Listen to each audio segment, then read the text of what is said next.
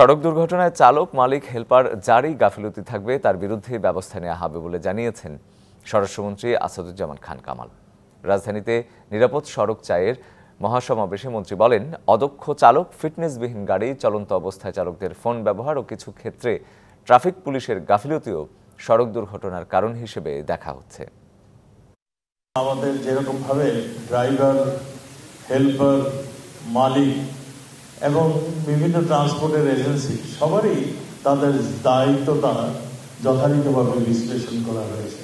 কে কোন দায়িত্বে থাকবে, কার গাফিলতি হলে কি ধরনের শাস্তি তারা ভোগ করবে, সবকিছু এখানে পরিষ্কারভাবে করা হয়েছে এবং ফাইনের আওতাটাও বাড়ানো হয়েছে, যাতে করে আমরা চাই দুর্ঘটনা কমুক। আমরা চাই আর যেন কোনো দুর্ঘটনায় কেউ মৃত্যুবরণ না করে।